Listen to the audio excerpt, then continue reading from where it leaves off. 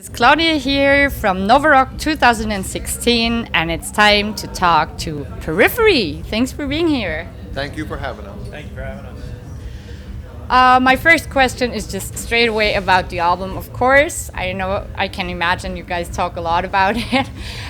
There was actually something on Facebook that was really nice, like 30 minutes with Matt, and you were already, talking a bit about the album.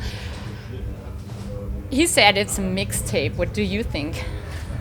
I presume by mixtape he meant it's pretty varied across the board. Right. There's not one sort of style or direction or a concept that we had like the previous record, because Right. the two albums we put out last year were Juggernaut Alpha and Juggernaut And Omega, Alpha. which were a very those were very strict concept records.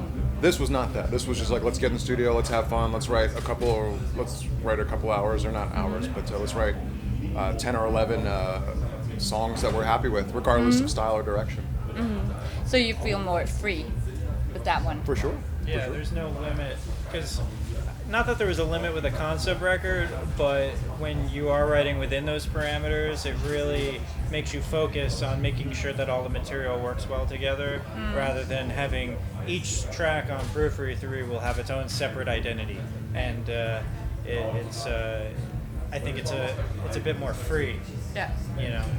And is that the reason why it's called Select Difficulty? I mean, not really. That was more of a, hey, this is a fun combination of words that we put together. And we had a list of running album titles. And, I think the point of this record was not to think about it too hard in terms of labeling it, whether like the song titles, we're talking about the album title, whatever. Just that was a cool combination of words that we thought of, and we liked the album Sounds title. nice. Yeah, and it references video games. Yeah. Yeah. So Yeah, we're all big video game nerds, and that's kind of like a little nod to some nostalgia that people might remember from their childhood. That when you started a video game, you selected a particular difficulty. Yeah. So it really has no other meaning other than that. And I think it reflects the sort of lighthearted mood that we had during the process of recording the album and writing it. We had a lot of fun, which is, recording albums is fun, but there's always a likelihood of having a ton of stress while you're doing it. Yeah, sure. This was pretty unstressful for the most part. And I think it sort of reflects the sort of whimsical nature of it all. Like, we had a ton of fun doing it. And when you're writing your riffs and your parts, is it like you get into a state of meditation, sort of? Because sometimes you really play the stuff on a loop to find out what it feels like. Yeah. I mean, I guess the retreat style of the way we wrote it really sort of got us in the zone. It's like we block out everything else when we record and write by just getting together. And for this record, we actually lived together for a month and a half in Washington, D.C. So that was pretty cool, pretty Real World-esque. Do you ever watch that TV show, The Real World? No.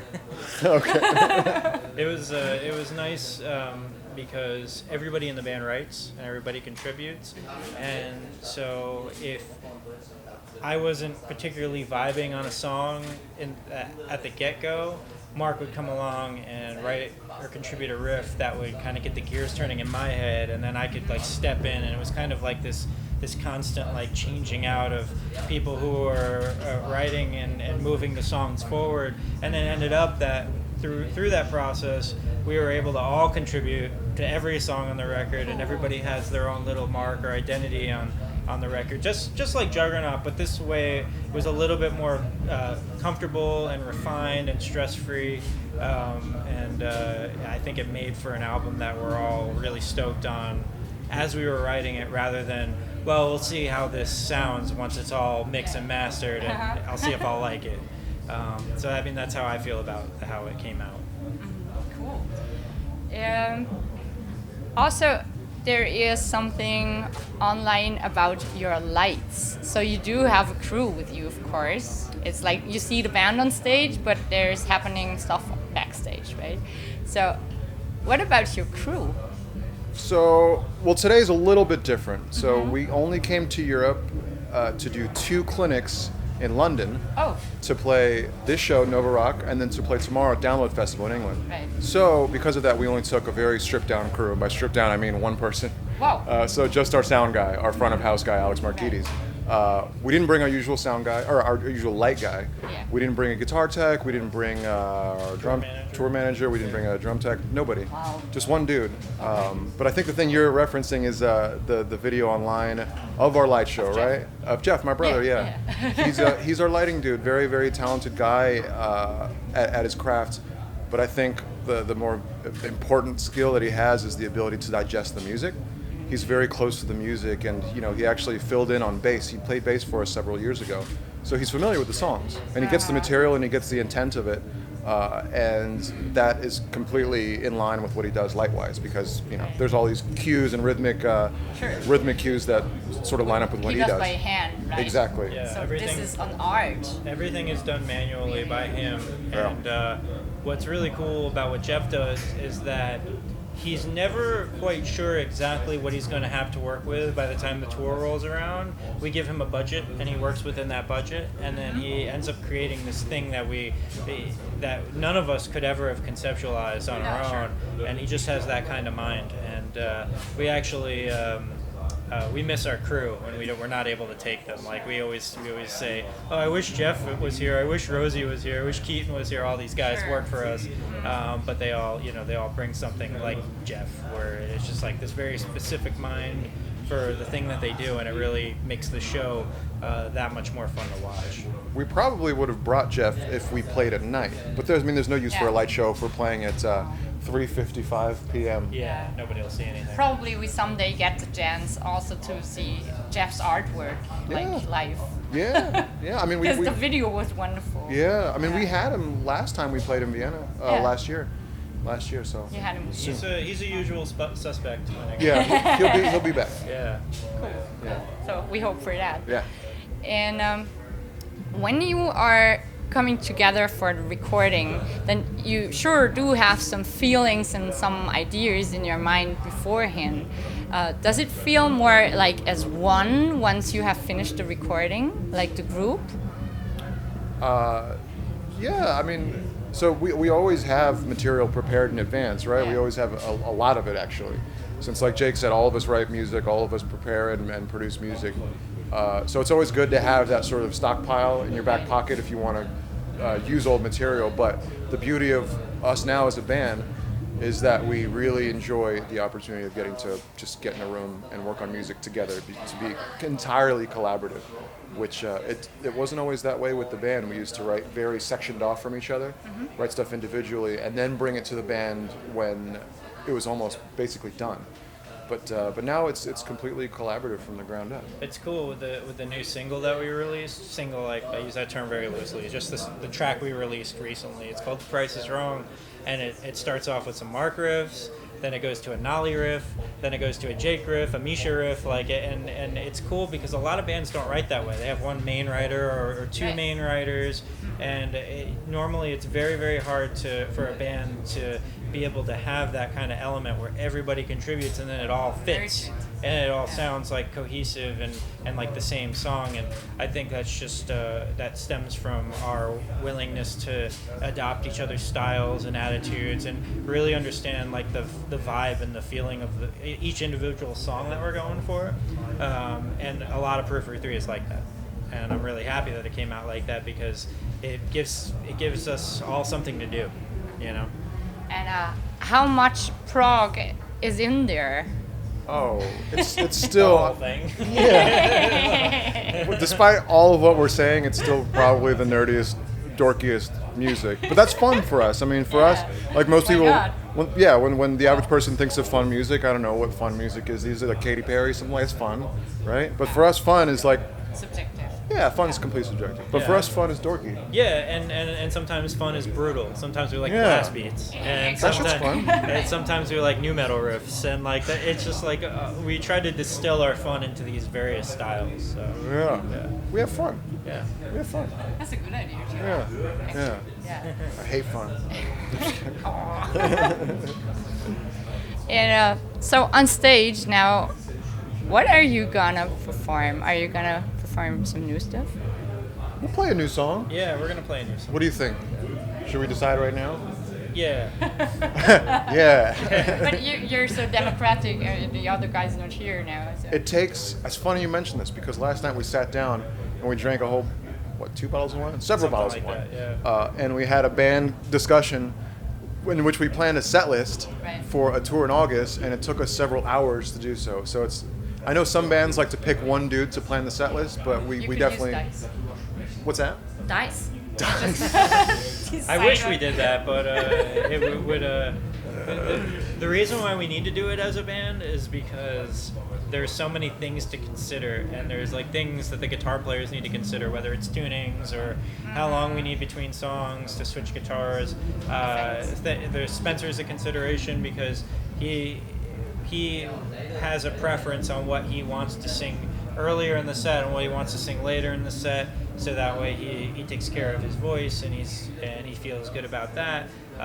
Matt definitely is in tune with the rhythm and like how many songs that we have of a certain vibe grouped together. Like he wants to keep things like nice and even, and so there's a lot of different considerations that really it takes the whole band to come up with these set lists. And it took like an hour or something, maybe even more, and by the time I was just like, all right, I'm going to bed. Yeah. It pays, right?